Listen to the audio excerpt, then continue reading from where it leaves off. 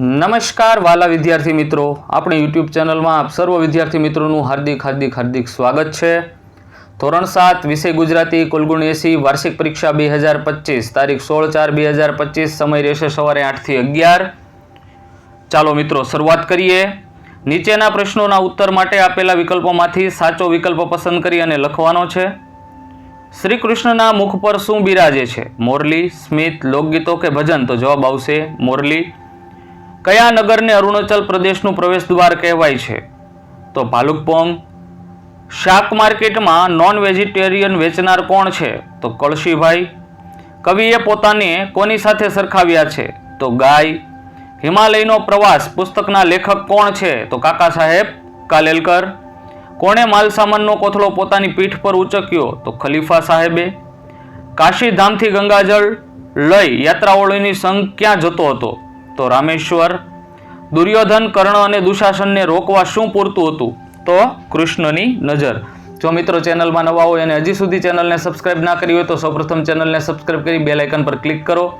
જો વિડીયો પસંદ આવે તો વધુમાં વધુ વિદ્યાર્થી મિત્રો સુધી આ વિડીયોની લિંકને શેર કરો। ત્યાર પછી ક્વેશ્ચન્સ આપેલો છે, આપણો દેશ શાનાથી ઘડાયો છે? તો ભારતની માટીથી।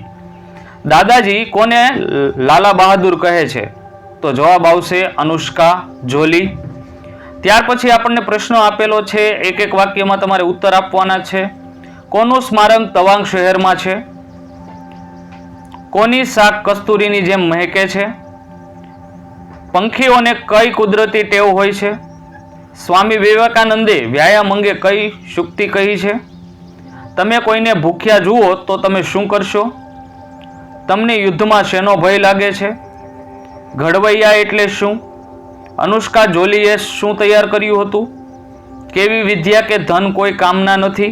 અને આકાશમાં શાનો અવાજ ગાજી રહ્યો છે? જવાબ તમે સ્ક્રીન પર જોઈ શકો છો, જોઈને લખી શકો છો, સ્ક્રીનશોટ લઈ શકો છો। ત્યાર પછી ક્વેશ્ચન્સ આપેલો છે, ખાલી જગ્યા પૂરો। કાનુડો ખાલી જગ્યા કપડાં પહેરે છે? તો જવાબ આવશે કસબી। ખાલી જગ્યાની પુત્રીનું નામ ઓખા હતું? તો જવાબ આવશે બાણાસુર। બધા શાકમાં ખાલી જગ્યા બધાનો માનીતો છે? તો બટાકા। પાસે જેવી ચરતી હતી આ ખાલી જગ્યા તેવો જ હું છું? તો ગાય। બાળકોને ખાલી જગ્યામાંથી ખાવાનું પીરસો, માત્ર વાતો કરવાથી પેટ ના ભરાય? તો હાંડી। રામના વનવાસના સમાચાર સાંભળીને નાનો ભાઈ ભરત ખાલી જગ્યા વેદના અનુભવે છે? તો અસહ્ય। યુદ્ધ પછીની ભયાનક ખાલી જગ્યા આપણે જીરવી નહીં શકીએ? તો શાંતિ। અમે પલાણી ખાલી જગ્યા મેદાને સૌ પડશું? તો પાણીપંથો। વડોદરાના ખાલી જગ્યાને રાષ્ટ્રીય બાળ પુરસ્કાર મળેલો છે? તો સૂર્યજીત। વિદ્યા ખાલી જગ્યામાં અને કર કબજામાં ધન? તો જવાબ આવશે પુસ્તક। વધુમાં વધુ મિત્ર સર્કલ સુધી આ વિડીયોની લિંકને શેર કરો, જેથી તમારા મિત્રો પણ પરીક્ષામાં સારા માર્ક્સ મેળવી શકે। ત્યાર પછી પ્રશ્ન આપેલો છે, નીચેના પ્રશ્નોના ઉત્તર તમારે 2-3 વાક્યમાં લખવાના છે। સુરતના નાચગાન વિશે ચંદ્રિકા બહેને શું કહ્યું? સમરથલાલનું સન્માન શા માટે કરવામાં આવ્યું હશે? કવિ શું જોઈને દુઃખી થાય છે? તમે ક્યારે કોઈને પત્ર લખ્યો છે? જો લખ્યો છે તો કોને લખ્યો છે? સ્ત્રીએ ખલીફા સાહેબને શો જવાબ આપ્યો? કૌરવો અને પાંડવો વચ્ચેનો વિવાદ યુદ્ધ વિના ઉકેલી શકાયો હોત, કેવી રીતે?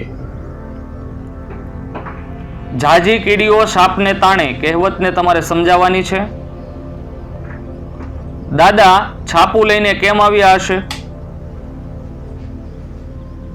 ત્યાર પછી તમને જોડકા જોડવાનું કીધું છે, તો પ્રિયની સામે આવશે મિત્ર, પૂજ્ય પિતાજી, આદરણીય સ્વામી સચ્ચિદાનંદજી, ચિરંજીવીમાં આવશે પૌત્ર વિરલ। ત્યાર પછી નીચેના વિધાનો ખરા છે કે ખોટા એ જણાવવાનું છે। દાદાજીએ બાળકના સાહસની વાતો કરી, ખરું? ધૃતરાજ પાંડવોને પોતાના પુત્ર માનતા નથી એવું ભીમ માને છે, ખરું? ખલીફાને સમાચાર મળતા એ બાળકોને ભોજન આપવા ગયા હતા, ખોટું? આલ્બર્ટ આઇન્સ્ટાઇન વૈજ્ઞાનિક હતા, ખરું? શ્રી કૃષ્ણની યુદ્ધની ચિંતા જ નહોતી, ખોટું? સૂર્યજીતે બોક્સિંગમાં નામ રોશન કર્યું, ખોટું? ત્યાર પછી સમાનાર્થી શબ્દ આપેલા છે, કલ્યાણ તો એમનું થશે શુભ અથવા મંગળ, સલાહનું થશે શિખામણ અથવા અભિપ્રાય, મિત્રનું થશે ભાઈબંધ અથવા ભૈરું, અને ધનનું થશે સંપત્તિ અથવા સંપદા। ત્યાર પછી વિરુદ્ધાર્થી શબ્દ આપેલા છે, ગરીબનું થશે તવંગર, સુગંધનું થશે દુર્ગંધ, ગરીબનું થશે તવંગર અને વીરતાનું થશે કાયરતા. ત્યાર પછી શબ્દ સમૂહ માટે એક શબ્દ આપેલો છે જથ્થાબંધ વેચાણ, તો એમને હોલસેલ કહેવાય. પાણીના જેવી ગતિવાળા, તો પાણી પંથા. રૂઢિપ્રયોગનો અર્થ આપી અને તેમનો વાક્યમાં પ્રયોગ કરવાનો છે. આંખો ફાટવી, તો એમનું થશે પીડાના કારણે આંખો પહોળી થવી. બાંધછોડ કરવી એટલે કે છૂટ મૂકવી. ત્યાર પછી તમારે નીચેનો વિચાર વિસ્તારનો અર્થ આપવાનો છે. તો અહીંયા આપેલું છે પરિશ્રમ એ જ પારસમણી. જો આ ના આવડતો હોય તો અથવામાં આપેલું છે પહેલું સૂક્તે જાતે નરિયા. બેમાંથી તમને જે વિસ્તાર આવડતો હોય એમના વિશે તમારે વ્યવસ્થિત રીતે લખવાનું રહેશે. ત્યાર પછી નીચે આપેલા વિષયોમાંથી ગમે તે એક વિષય પર આશરે 15 વાક્ય લખવાના છે. જવાબમાં તમે જોઈ શકો છો આદર્શ વિદ્યાર્થી પૂછેલું છે આપણને. લખી શકો છો, જોઈને સ્ક્રીનશોટ લઈ શકો છો. અને જો વિડીયો પસંદ આવતો હોય તો વધુમાં વધુ વિદ્યાર્થી મિત્ર સર્કલ સુધી આ વિડીયોની લિંકને શેર કરવાનું ભૂલતા નહીં. ત્યાર પછી જો ના આવડતો હોય તો ઓપ્શનમાં તમને આપેલું છે જળ એ જ જીવન. પાણી વિશે, જળ વિશે તમે ઘણું બધું મિત્રો લખી શકો છો, કારણ કે જળ એ હકીકતમાં જીવન છે. ત્યાર પછી પત્ર લેખન છે કે તમારો મિત્ર ભણવામાં હોશિયાર છે પરંતુ તે પોતાની તંદુરસ્તીની કાળજી રાખતો નથી. તેને તંદુરસ્તી સુધારવાના ઉપાયો બનાવતો તમારે પત્ર લખવાનો છે. આપણી યુટ્યુબ ચેનલમાં દરેક ધોરણના દરેક સબ્જેક્ટના વિડીયો એક પછી એક અપલોડ થઈ ચૂક્યા છે. જોવાના બાકી હોય તો અત્યારે જોઈ લેજો. વિડીયોની લિંકને વધુમાં વધુ શેર કરવાનું ભૂલતા નહીં અને નવા વિડીયો માટે થોડી વેઇટ કરો. Thank you.